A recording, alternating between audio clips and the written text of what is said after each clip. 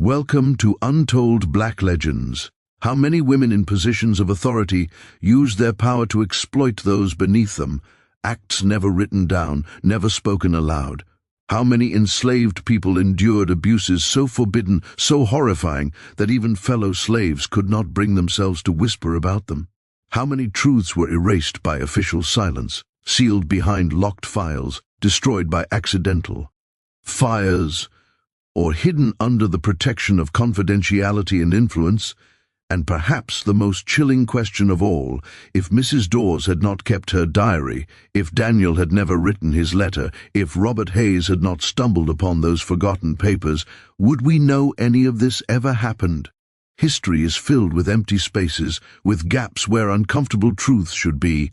The scandal surrounding Catherine Fairmont survived only because a handful of people refused to let it vanish, even when preserving the truth put their lives, livelihoods, and reputations at risk. Mrs. Dawes wrote what she witnessed, knowing exposure could cost her everything. Daniel put his words to paper, fully aware it might mean his death. Thomas Ritchie safeguarded the letter, despite knowing that it could destroy his newspaper. And Robert Hayes chased the truth, even as colleagues warned him that the story was too dangerous, too disturbing, too damaging to his academic future. They held on because they believed it mattered, because the suffering of Marcus, James, William, Daniel, and Samuel mattered, because the fear endured by patients and housemaids mattered. They believed history show old not only remember powerful leaders and public triumphs, but also the hidden violence, the private horrors, and the voices that were never meant to be heard. So what do you think? Was the full truth ever uncovered, or are there still secrets buried deep within forgotten archives, waiting for someone brave enough to find them? How many scandals like this one were successfully erased, no diary kept, no letter written, no historian willing to look? Share your thoughts in the comments below. If this dark chapter of American history moved you and you want to explore more hidden stories like it, subscribe to Liturgy of Fear, turn on notifications, and share this video with someone who loves historical mysteries. How many women in positions of authority used their power to exploit those beneath? Acts never written down, never spoken aloud. How many enslaved people endured abuses so forbidden, so horrifying, that even fellow slaves could not bring themselves to whisper about them? How many truths were erased by official silence, sealed behind locked files, destroyed by accidental fires, or hidden under the protection of confidentiality and influence? And perhaps the most chilling question of all, if Mrs. Dawes had not kept her diary, if Daniel had never written his letter, if Robert Hayes had not stumbled upon those forgotten papers, would we know any of this ever happened? History is filled with empty spaces, with gaps where uncomfortable truths should be. The scandal surrounding Catherine Fairmont survived only because a handful of people refused to let it vanish, even when preserving the truth put their lives, livelihoods, and reputations at risk. Mrs. Dawes wrote what she witnessed, knowing exposure could cost her everything. Daniel put his words to paper, fully aware it might mean his death. Thomas Ritchie safeguarded the letter, despite knowing that it could destroy his newspaper. And Robert Hayes chased the truth, even as colleagues warned him that the story was too dangerous, too disturbing, too damaging to his academic future. They held on because they believed it mattered, because the suffering of Marcus, James, William, Daniel, and Samuel mattered, because the fear endured by patients and housemaids mattered. They believed history should not only remember powerful leaders and public triumphs, but also the hidden violence, the private horrors, and the voices that were never meant to be heard. So what do you think? Was the full truth ever uncovered, or are there still secrets buried deep within forgotten archives, waiting for someone brave enough to find them? How many scandals like this one were successfully erased, no diary kept, no letter written, no historian willing to look? Share your thoughts in the comments below. If this dark chapter of American history moved you and you want to explore more hidden stories like it, subscribe to Liturgy of Fear, turn on notifications, and share this video with someone who loves historical mysteries.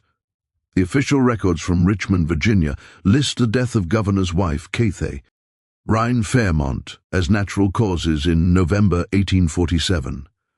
But the sealed documents that remained locked in the state archives for over a century tell a different story, one involving 5 enslaved men who lived in separate quarters connected by underground passages to the governor's mansion, a series of unexplained pregnancies among the household staff, and a fire that destroyed an entire wing of the Esther. Just hours after Catherine's body was discovered, the Virginia General Assembly held 3 emergency closed-door sessions in the weeks following her death, and every member who attended signed a confidentiality agreement that wasn't set to expire until 1947. What they discussed has never been officially disclosed, but the personal diaries of 7 legislators, discovered separately over the decades, all reference the same phrase, the arrangement in the East Wing. Before we continue with the story of Catherine Fairmont and the secrets that died with her, take a moment to subscribe to Liturgy of Fear and leave a comment telling us which state you're listening from. Because what happened in Virginia could have happened anywhere power, isolation, and silence converged. What those legislat Oars knew, and what the Fairmont family spent decades trying to bury, begins not with scandal, but with ambition and with a young woman whose childhood would shape the monster she would become. Catherine Henley was born in Richmond in 1812, the 3rd daughter of Edmund Henley, a tobacco merchant whose family had accumulated wealth and influence over 5 generations in Virginia. The Henley mansion on Grey Street was one of the finest in Richmond, with imported furniture from England, crystal chandeliers from France, and a staff of 43 enslaved people who maintained the household with invisible efficiency. Catherine's childhood was one of privilege, but also of suffocating expectation. Her 2 older sisters had married well, one to a congressman, another to a plantation owner with holdings in T.R.E. counties. Catherine was expected to do the same. To be beautiful, accomplished, obedient, and silent. She learned to play the piano forte, to embroider, to speak French, to manage a household. She attended the finest finishing school in Richmond, where young ladies were taught that their purpose was to be ornaments to their future husbands, to produce heirs, and to never ever express an opinio on matters of substance. But Catherine was not like her sisters. She was intelligent, curious, and deeply resentful of the cage that society had built around her. She read books that were considered inappropriate for young ladies, philosophy, history, political theory. She listened at doors when her father entertained politicians and businessmen, absorbing conversations about power, money, and influence.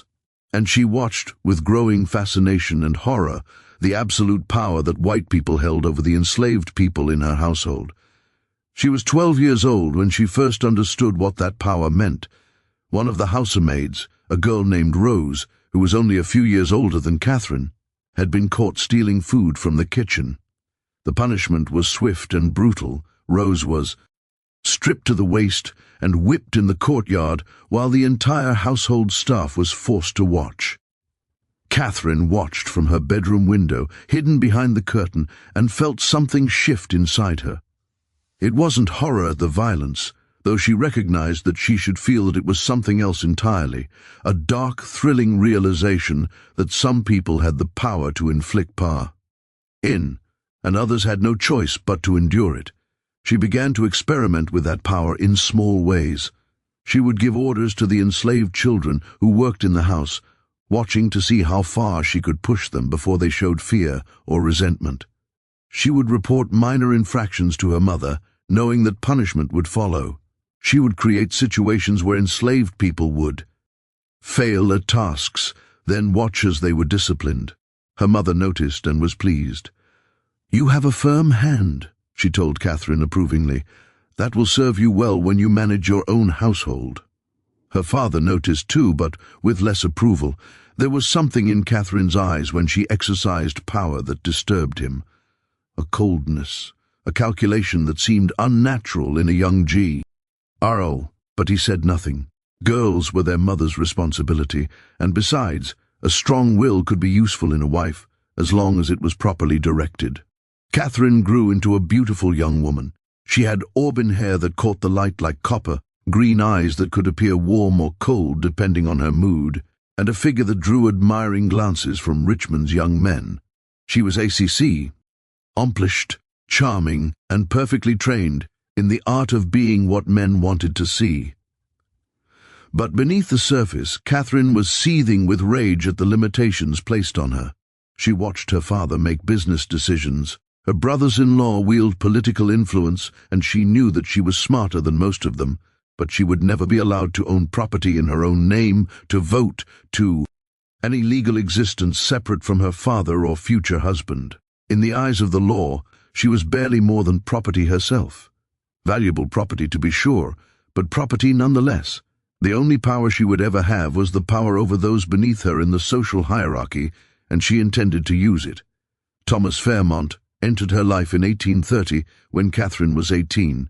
He was 32, a widow. Roa, whose first wife had died in childbirth along with the baby. He was handsome in a stern way, educated, ambitious, and looking for a wife who could help him navigate Richmond society as he built his political career. Catherine's father saw an excellent match. Fairmont owned a profitable plantation, had connections throughout Virginia, and was clearly destined for political success. Catherine saw an opportunity. She set out to make Thomas Fairmont fall in love with her, or at least to make him believe he had. She was charming, attentive, and careful to appear just intelligent enough to be interesting, but not so intelligent as to be threatening. She laughed at his jokes, asked thoughtful questions about his political ambitions, and presented herself as the perfect political wife. Beautiful, accomplished, and completely devoted to supporting his career. They were married in June 1831 in a ceremony at St. John's Episcopal Church that was attended by everyone who mattered in Richmond society.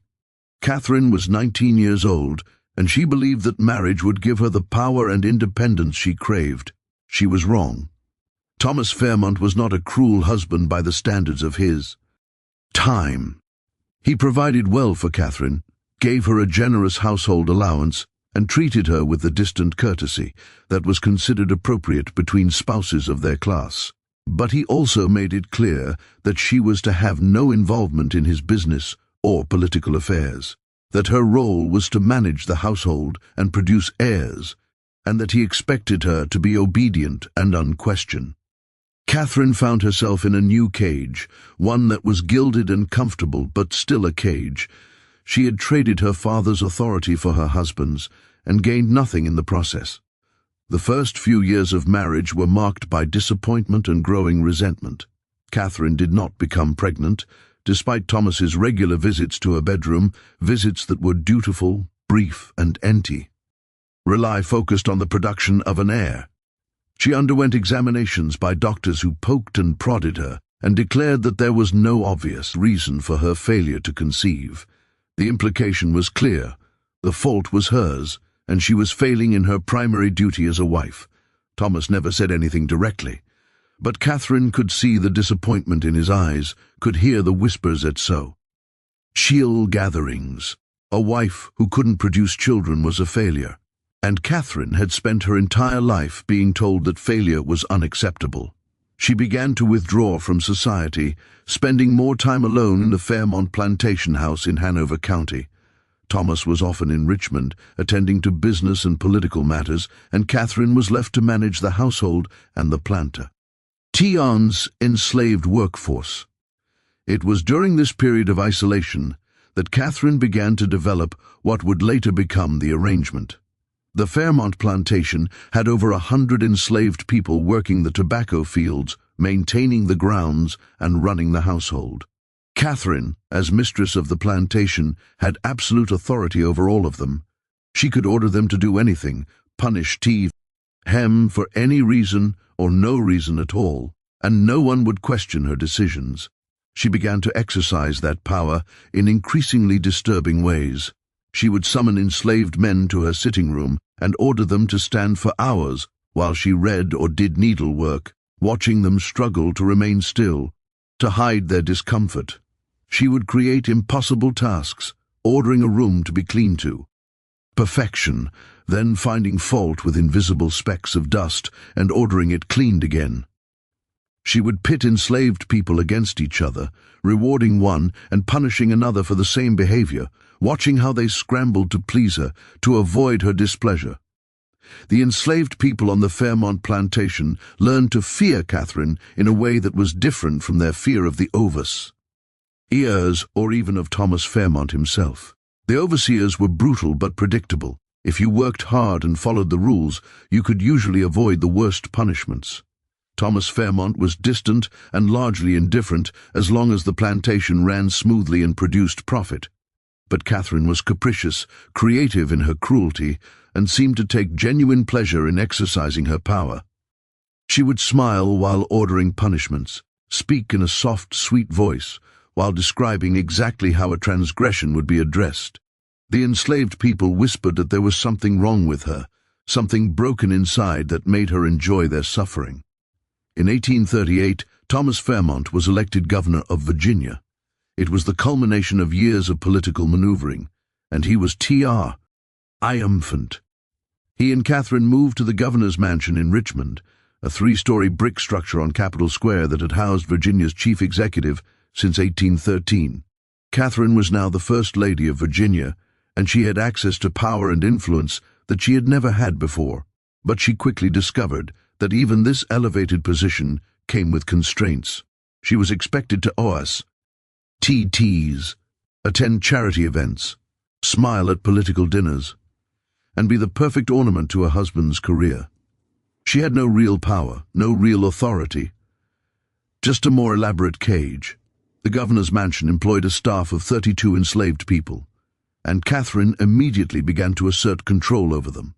She reorganized the household, changed schedules, and made it clear that she expected absolute obedience and perfection. The staff, most of whom had worked in the mansion for years under previous governors, found themselves walking on eggshells, never sure what would displease the new mistress. But Catherine wanted more than just a well-run household. She wanted something that was entirely hers, a space where she had absolute control, where she could exercise power without any oversight or interference. In the spring of 1840, she conceived of the arrangement. The east wing of the governor's mansion housed Catherine's private apartments, a bedroom, a sitting room, a small library, and a dressing room. The rooms were spacious and well-appointed with high ceilings, large windows, and fireplaces in every room. Directly beneath these rooms was a section of the basement that had been used.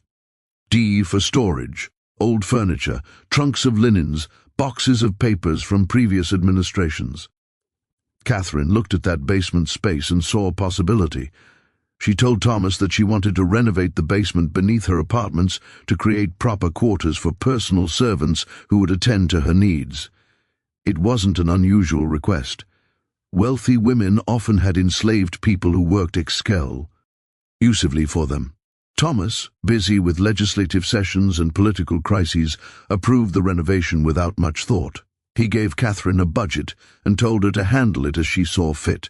Catherine hired workers from outside Richmond, men who didn't know the Fairmont family and wouldn't gossip about the unusual specifications she provided.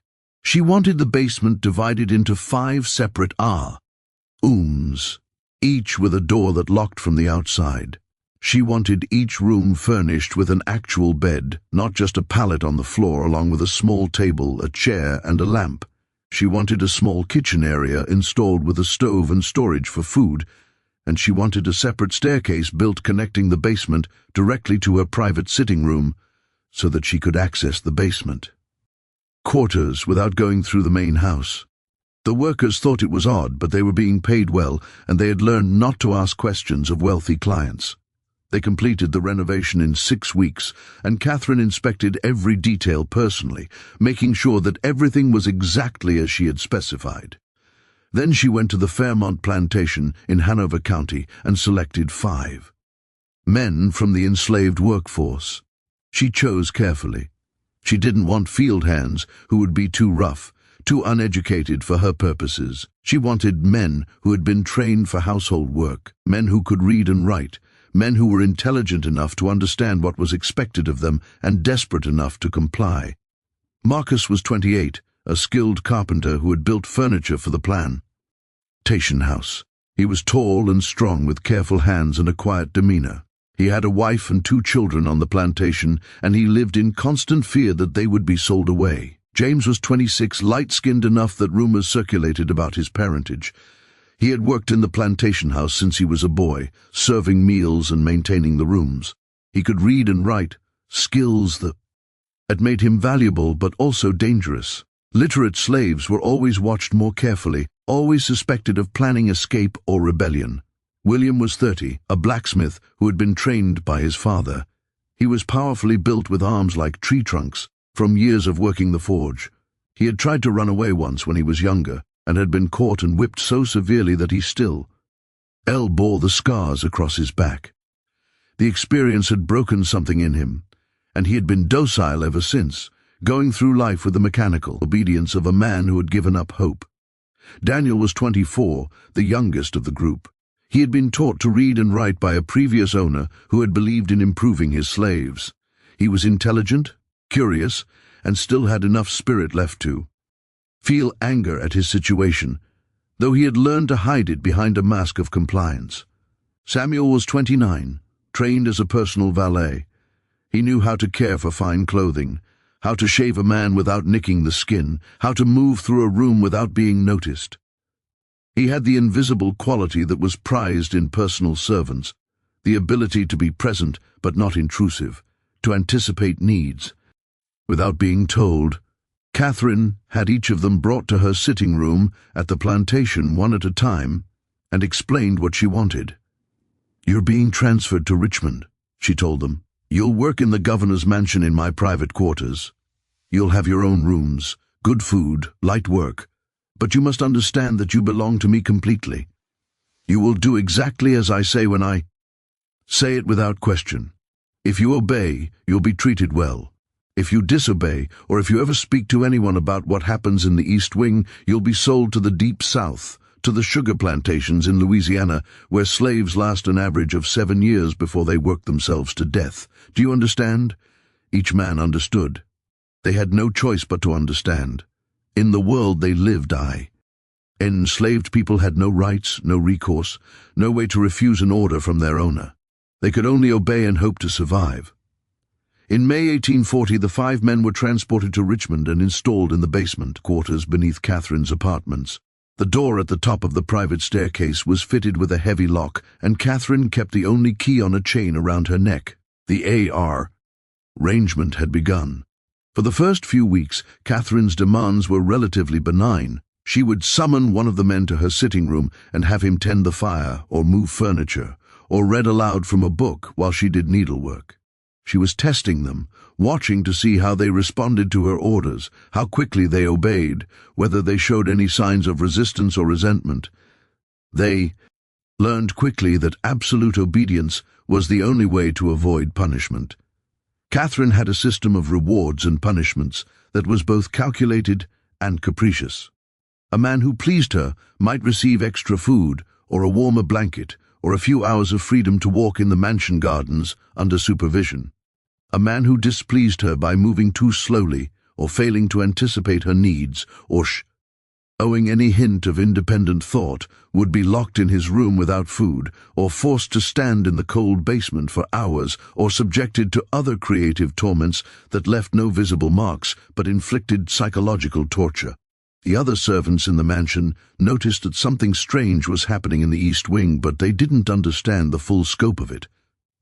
They noticed that Catherine spent most of her time in her private apartments, rarely emerging except for official functions.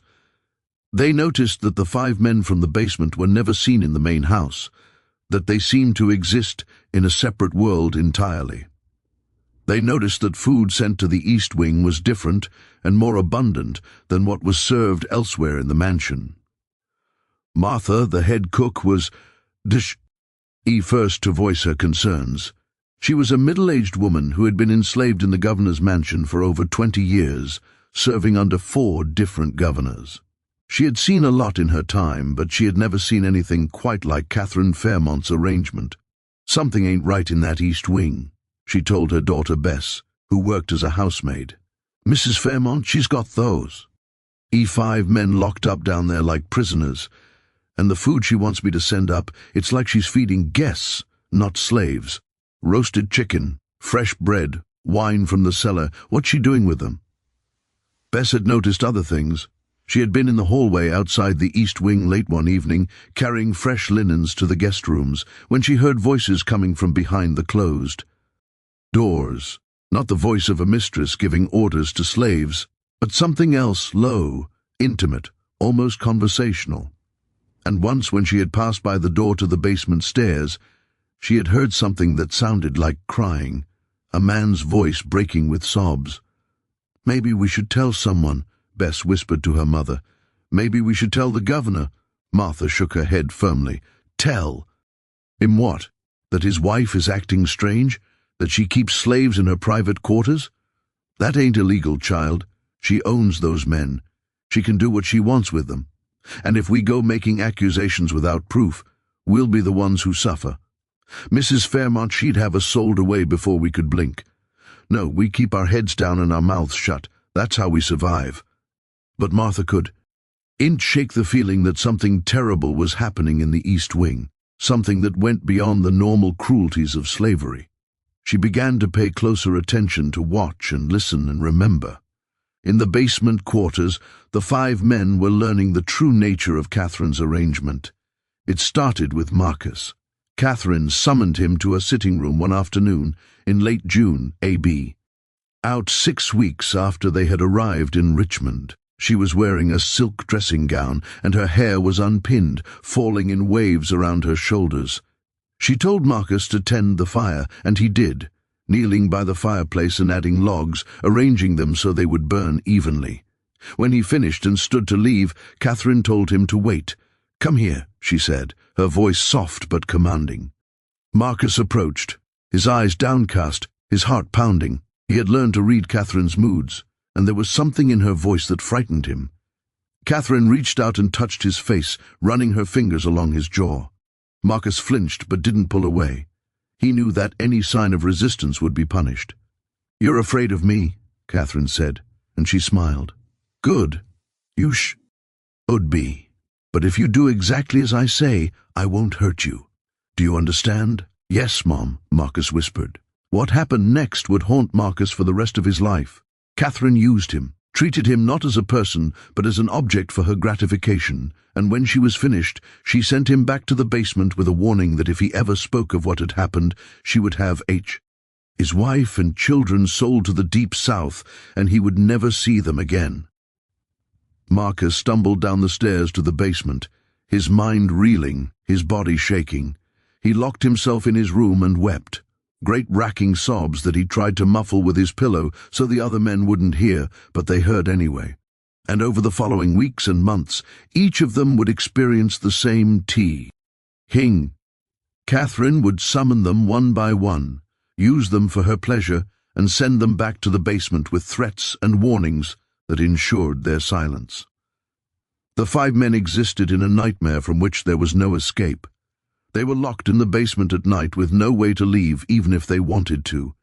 During the day, they were at Catherine's constant beck and call, never knowing when they would be summoned, what would be demanded of them, how long they would be kept. They were fed well and housed in relative comfort, but they were prisoners, subjected to abuses that they had no way to resist or report. They couldn't tell the other slaves in the mansion because Catherine had made it clear that anyone who spoke of the arrangement would be punished. Not just the man who spoke, Boo. His family, his friends, anyone he cared about. They couldn't tell Governor Fairmont because who would believe enslaved men accusing the governor's wife? And even if someone did believe them, what could be done? Catherine owned them.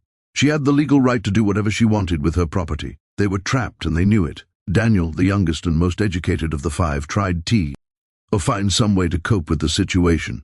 He had been taught to read and write, and he had always believed that education was the path to freedom, or at least to a better life. But now he found that his literacy was just another tool for Catherine to exploit. She would have him read to her for hours, not because she enjoyed the stories, but because she enjoyed having him perform for her, watchin'. Him struggled to keep his voice steady while she lounged on her settee, sipping wine and studying him with those cold green eyes. Sometimes she would ask him questions about what he was reading, testing his comprehension, and if his answers didn't satisfy her, she would punish him, not with violence, but with isolation. She would lock him in his basement room for days with only bread and water, and he would sit in the darkness and wonder if he was going mad. William, the blacksmith, retreated into himself. He had already been broken once, when he had tried to run away and been caught and whipped. Now he was being broken again in a different way, and he didn't have the strength to resist. He moved through his days like a ghost, doing what he was told, feeling nothing, thinking nothing. It was the only way he could survive. James, who had always been quiet and careful, tried to make himself invisible. He learned to anticipate Catherine's needs before she voiced them, to move silently, to never meet her eyes, to be as unobtrusive as possible. He thought that if he could just be perfect, if he could just avoid displeasing her, maybe she would leave him alone. But Catherine didn't want perfection. She wanted power, and power required someone to dominate. Samuel, the valet, tried a different approach. He tried to please Catherine, to give her what she wanted before she had to demand it, to make himself valuable enough that she would treat him better. It didn't work. Catherine didn't want a willing participant. She wanted submission, fear, absolute control. Samuel's attempts to please her only seemed to irritate her, and she punished him more frequently than the others, as if his compliance was an insult to her authority. Marcus the carpenter was the one who suffered most visibly. He had a wife and children on the plantation, and the thought of them kept him alive, but also tortured him. He knew that Catherine used his family as leverage, that any resistance on his part would result in their being sold away. He was trapped between his love for his family and his horror at what he was being forced to endure, and the conflict was tearing him apart. The other slaves in the mansion watched the 5 men deteriorate and whispered among themselves.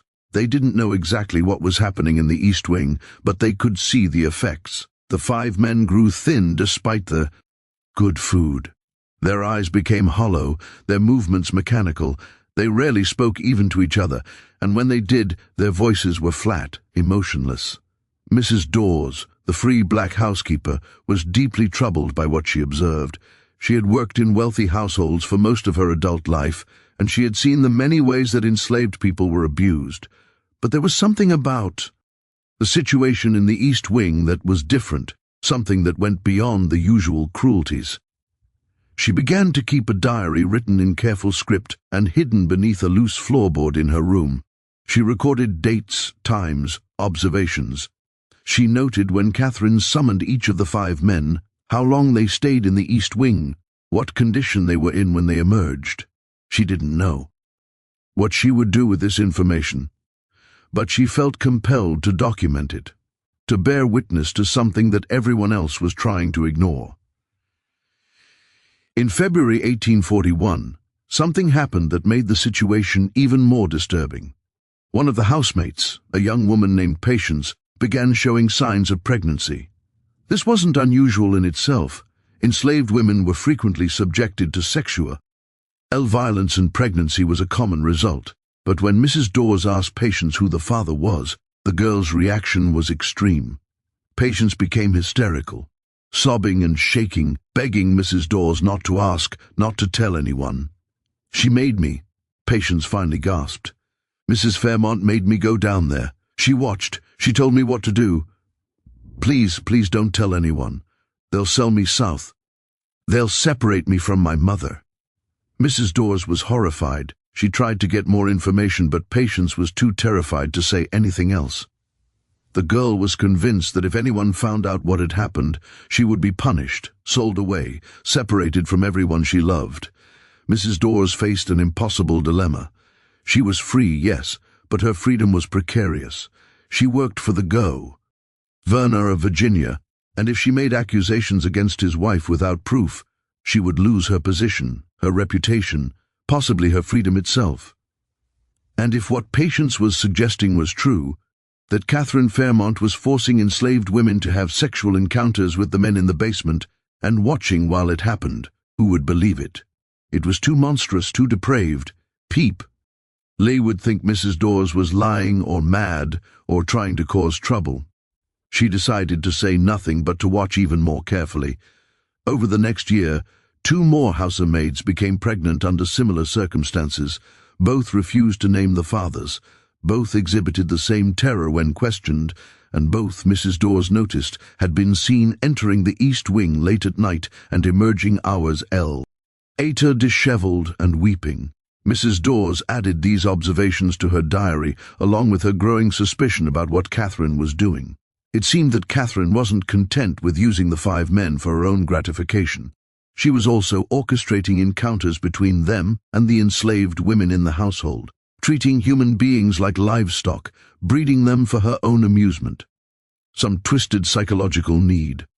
The 5 men in the basement knew what was happening, but they were powerless to stop it. When Catherine would summon one of them and bring a terrified housemaid down to the basement, they had no choice but to comply. Refusal would mean punishment, not just for them, but for the women who would be blamed for the men's disobedience. It was a level of depravity that went beyond anything they had experienced before.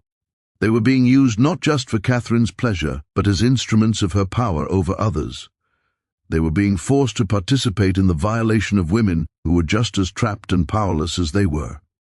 Daniel, who still had some spark of resistance left in him, tried once to refuse. Catherine had brought a young housemaid to the basement, a girl who couldn't have been more than 16, and ordered Daniel to take her into his room. Daniel looked at the girl's terrified face and said no. Catherine's expression didn't change. She simply said, "Very well," and sent the girl away. Then she had Daniel locked in his room for a week with no food, only water. When she finally let him out, she brought the same girl back and repeat her order. This time, Daniel obeyed. He had learned that resistance was futile, that it only resulted in prolonged suffering for everyone involved. It was better to comply quickly and get it over with, to try to be as gentle as possible with the women who were forced into the basement, to whisper apologies that meant nothing but were all he had to offer. The psychological toll on all 5 men was devastating. They were being forced to participate in their own degradation and the degradation of others, and there was no escape, no relief, no hope. They existed in a state of constant fear and shame, knowing that what was happening was wrong but unable to stop it. Marcus began to have nightmares. He would wake in the middle of the night, gasping and sweating, haunted by images of his wife A.N.D. children being dragged away in chains. He stopped eating, lost weight, developed a tremor in his hands that made it difficult to do the carpentry work that had once been his pride. James retreated further into silence. He stopped speaking entirely unless directly addressed, and even then his responses were monosyllabic. He moved through the mansion like a shadow, and the other slaves began to avoid him, disturbed by the emptiness in his eyes. William's earlier resignation deepened into something like catatonia. He would stand for hours without moving, staring at nothing, and had to be physically prompted to perform even simple tasks. Daniel's anger, which he had tried so hard to suppress, began to leak out in small ways. He would clench his fists until his nails drew blood, would mutter under his breath when he thought no one was listening, would sometimes look at Catherine with such hatred that even she noticed and punished him for his insolence. Samuel developed a nervous habit of picking at his skin, creating small wounds on his arms and hands that never quite healed because he couldn't stop worrying at them. The other slaves in the mansion noticed these changes and whispered. Among themselves, something terrible was happening in the East Wing. Something that was destroying these 5 men from the inside out, but no one knew what to do about it, and so they did nothing. Governor Fairmont, meanwhile, was oblivious to what was happening in his own house. He was consumed with his political career, with legislative battles and party politics, and the constant maneuvering required to maintain power in Virginia's fractious political landscape. He rarely saw his wife accepted official functions, and when he did, she was always perfectly composed, charming, the ideal political spouse. He had long since stopped visiting Catherine's bedroom. Their marriage had become one of convenience and appearance, and both of them seemed content with that arrangement. Thomas had his political career and his business interests, and Catherine had whatever it was she did in the East Wing. He didn't ask, and she didn't tell. In the spring of 1842, Catherine made an announcement that shocked everyone. She was pregnant. Thomas was overjoyed. After 11 years of marriage, he had given up hope of having an heir. He threw a celebration dinner, invited Richmond's elite, and toasted his W. He faced health with champagne imported from France. He was attentive and solicitous, asking after Catherine's health, making sure she had everything she needed. Catherine accepted his attention with gracious smiles and appropriate modesty. She glowed with health and satisfaction, and Richmond society congratulated her warmly. Finally, the governor would have an heir. Finally, Catherine had fulfilled her primary duty as a wife. But the servants in the mansion knew something that the governor didn't. Catherine had not shared her husband's bed in over a year. Joseph, the governor's elderly valet, had mentioned this to Mrs. Dawes months earlier. The governor sleeps in his own chambers. Joseph had said has done for more than a year now. Says his wife needs her rest, that she's delicate. But if he ain't sharing a bed, how is she pregnant? Mrs. Dawes had no answer, but she had her suspicions. She had seen Catherine summoned Marcus to the East Wing with increasing frequency over the past year. She had seen the way Catherine looked at Marcus with a possessive intensity that was disturbing, and she remembered that Marcus was tall and strong with dark hair and blue eyes, features that could easily be passed off as inherited from the Fairmont or Henley families. Catherine's pregnancy progressed normally. She continued to spend most of her time in the East Wing, claiming that she needed rest and quiet. She continued to summon the 5 men from the basement, though less frequently as her pregnancy advanced, and she seemed happier than she had been in years, as if the pregnancy had given something she had been desperately seeking.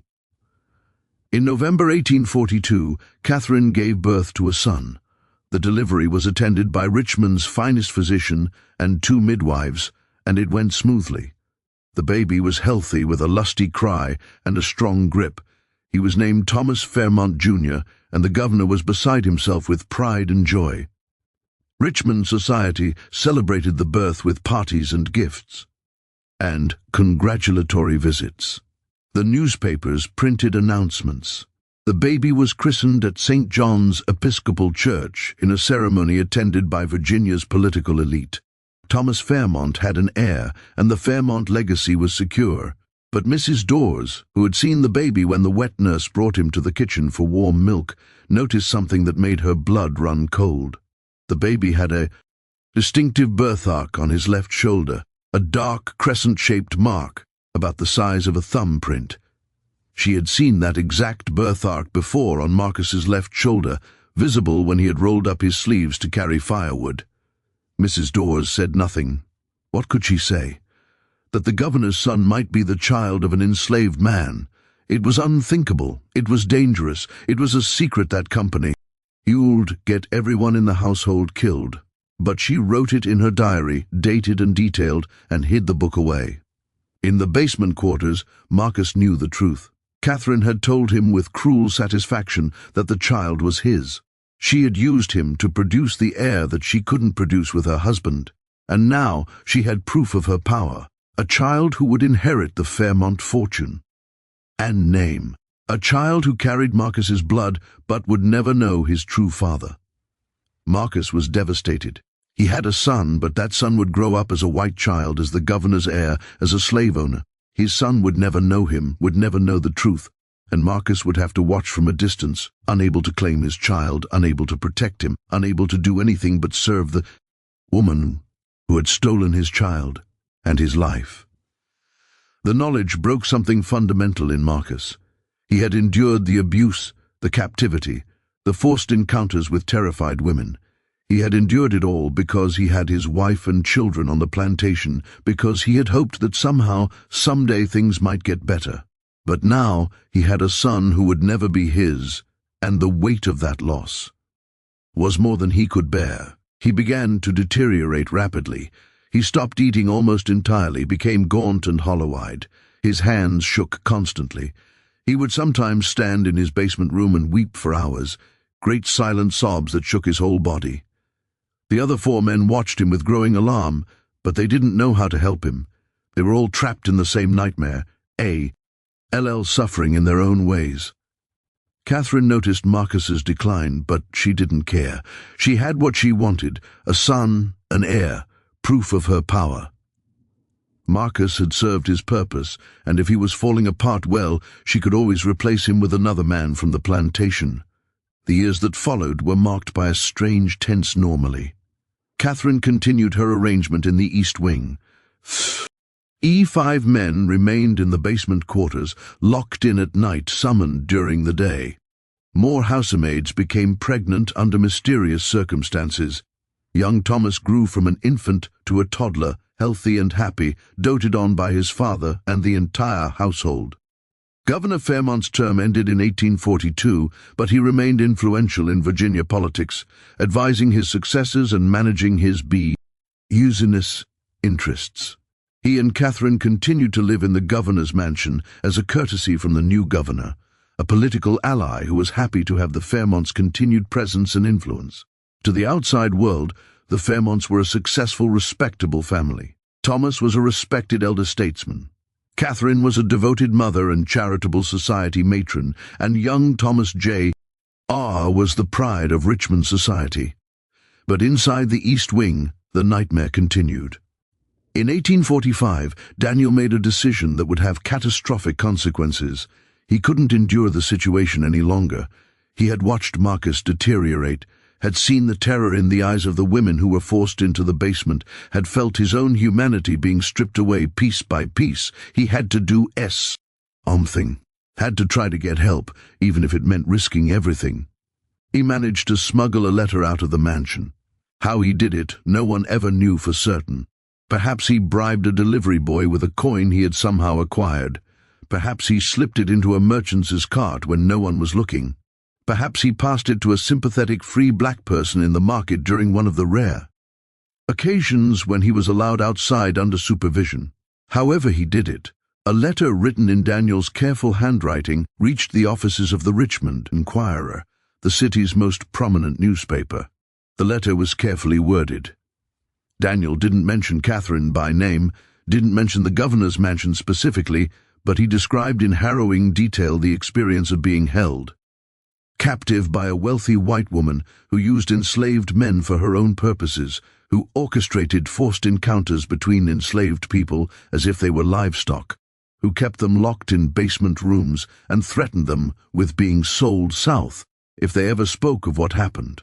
He described the psychological torture, the constant fear, the complete powerlessness. He described watching other enslaved people suffer and being unable to help them. He described the slow destruction of his own humanity, the way he felt himself becoming less than human under the weight of constant abuse. He ended the letter with a plea. "I am writing this knowing that it may cost me my life, but I cannot remain silent any longer. Someone must know what is happening. Someone must bear witness. If you are reading this, please know that we existed, that we suffered, that we were human beings who deserved better than what we received." Thomas Ritchie, the editor of the Richmond Enquirer, read the letter with growing horror. He was a respected journalist, a man who had built his career on reporting the truth, but he also understood the realities of Virginia society in 1845. Slavery was legal, enshrined in law and custom. Enslaved people had no legal rights, no recourse, no way to seek justice. Their testimony was not admissible in court, and their experiences were not considered worthy of public concern. If he published this letter, what would happen? Would anyone believe it? Would it make any difference? Or would it simply cause a scandal that would destroy the newspaper's reputation and possibly put he letter writer in even greater danger? Ritchie wrestled with the decision for days. He showed the letter to his most trusted colleagues, and they debated what to do. Some argued that the letter should be published, that the truth needed to be told regardless of the consequences. Others argued that publishing it would be futile and dangerous. that it would accomplish nothing except to put our writer and possibly other enslaved people at risk. In the end, Ritchie made a decision that he would regret for the rest of his life. He decided not to publish the letter, but he didn't destroy it either. He locked it in his desk drawer, where it would remain for decades, a piece of evidence too dangerous to reveal, but too important to discard. Daniel's attempt to seek help had consequences that he couldn't have anticipated. Catherine discovered the letter. How she found out about it, no one knew for certain. Perhaps someone at the newspaper mentioned it to her political contact, and word filtered back to the Fairmont Circle. Perhaps one of the enslaved people in the mansion had seen Daniel writing and reported it, hoping to gain favor or avoid punishment. Perhaps Catherine simply noticed a change in Daniel's demeanor, a hint of defiance or hope, and investigated until she uncovered the truth. However, she found out her reaction was explosive. She summoned Daniel to her sitting room and confronted him with what she knew. She didn't have the letter itself, but she knew that he had written something, had tried to send it outside the mansion, had attempted to expose her. Catherine flew into a rage unlike anything the household had ever witnessed. She screamed at Daniel, called him ungrateful and treacherous, accused him of betraying her after all she had done for him. The other servants could hear her voice throughout the mansion, shrill and furious, and they cowered in their rooms, terrified of what would happen next. Daniel stood in the sitting room and took her abuse in silence. He had known that this might happen, had accepted the risk when he wrote the letter. He had hoped that the letter would reach someone who could help. But even if it didn't, at least he had tried. At least he had refused to remain silent. When Catherine finally exhausted herself with screaming, she made a decision. Daniel had to be removed immediately and permanently. He was too dangerous, too defiant, too likely to try again. She summoned 2 men from the Fairmont Plantation, overseers known for their brutality and their absolute loyalty to the Fairmont family. They arrived in Richmond the next day, and that night they took Daniel away. The official story was that Daniel had run away, that he had been caught by slave catchers in Petersburg and sold to a plantation in Alabama. But the OT. Her 4 men in the basement quarters knew the truth, or at least suspected it. They had heard Daniel being dragged from his room in the middle of the night, had heard his muffled cries, had heard the sound of a wagon leaving the mansion grounds. They never saw Daniel again, and they never learned what happened to him. He simply disappeared, erased from the household records as if he had never existed. Instead, Daniel's disappearance had a profound effect on the remaining 4 men.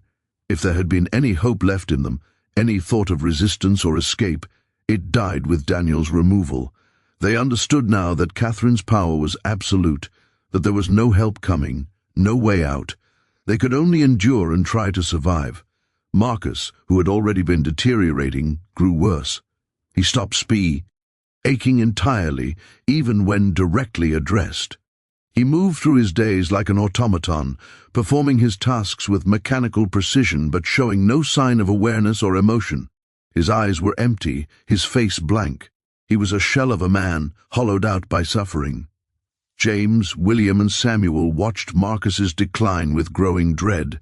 They could see themselves, in him, could see their own future if they remained in the East Wing much longer. But what could they do? They were locked in at night, watched during the day, threatened with the sale of their families if they disobeyed.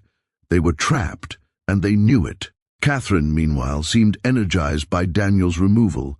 She had eliminated a threat, had reasserted her control, had proven that she could make people disappear if the why challenged her authority.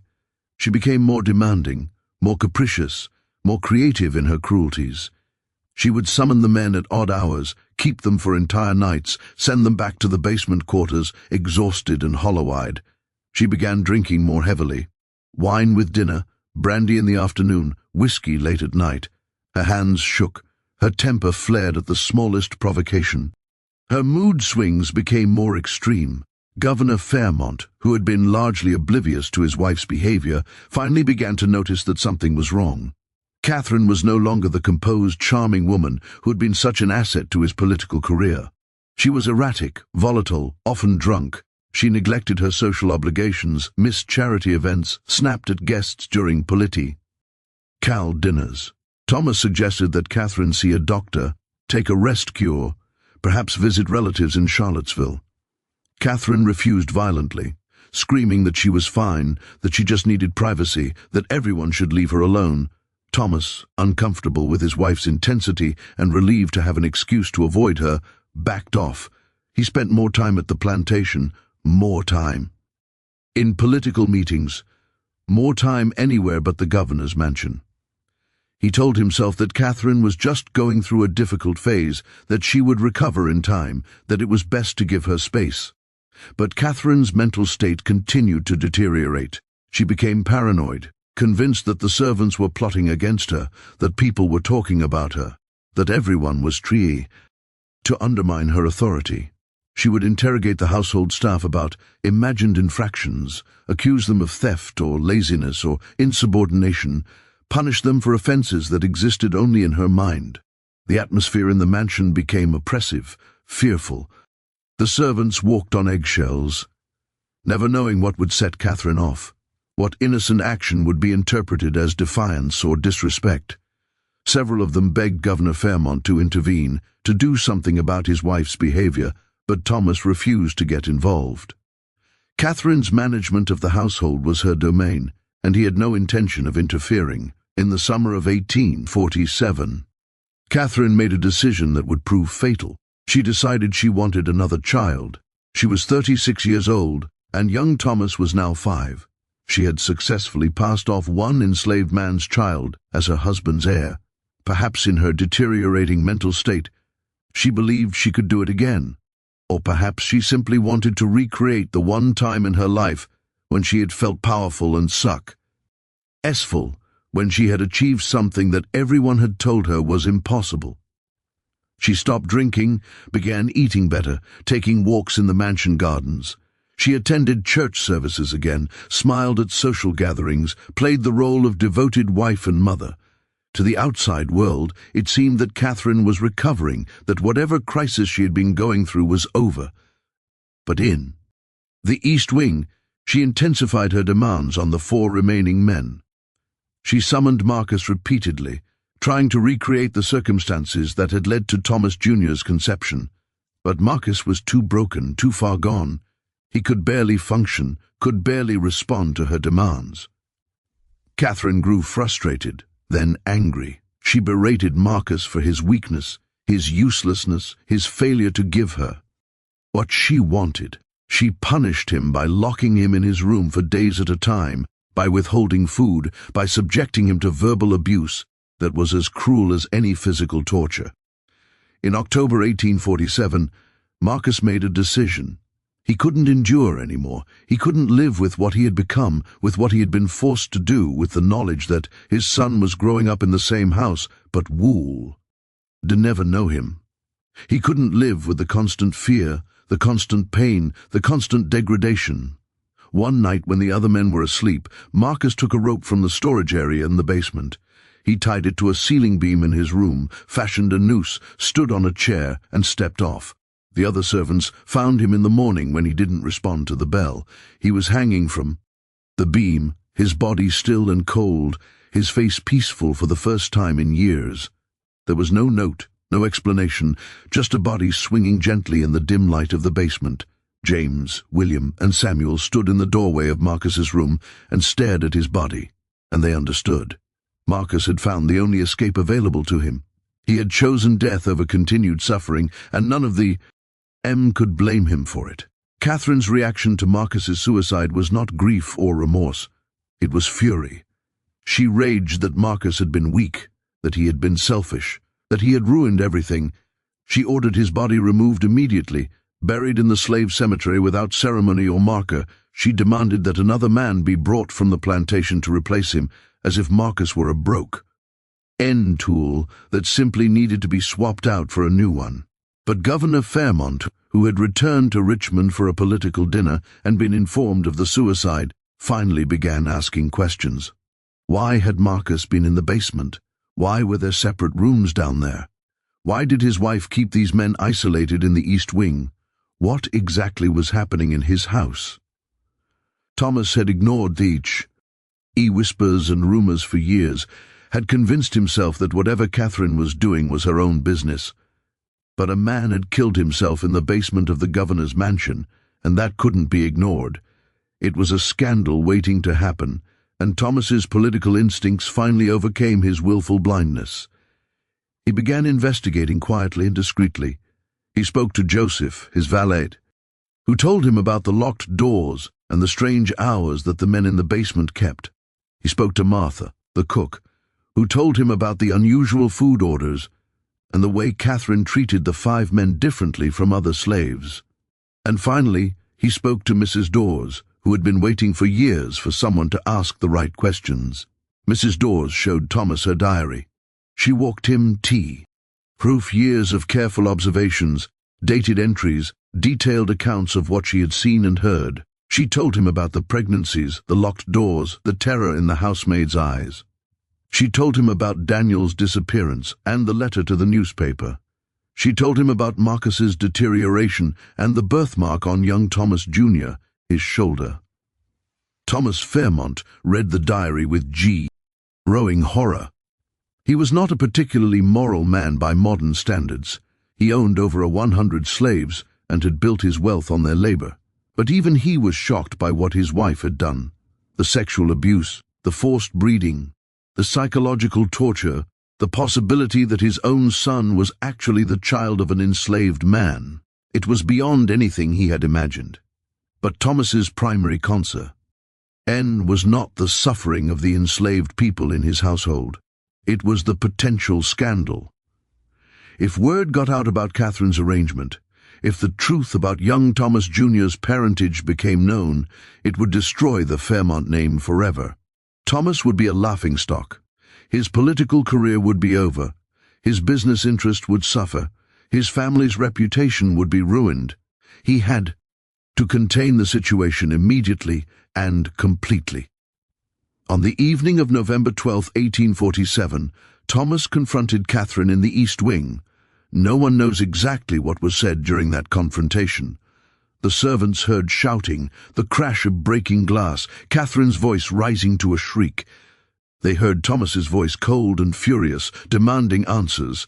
They heard Catherine screaming that she had done nothing wrong, that the slaves were hers to do with as she pleased, that he had no right to judge her, that she had given him an heir when he couldn't give her one himself. And then suddenly, silence. The servants waited in the hallway, afraid to enter. Mrs. Dawes finally knocked on the door. There was no answer. She opened it slowly. Catherine Fairmont was lying on the floor of her sit-in room, her face purple, her eyes bulging, her hands clawed at her throat. She was dead.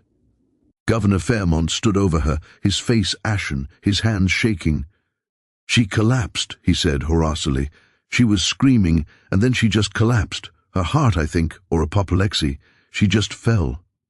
Mrs. Dawes looked at Catherine's body, at the broken glass on the floor, at the overturned furniture. She looked at Thomas's hands, which bore no marks of violence, and at Catherine's throat, which showed no signs of strangulation.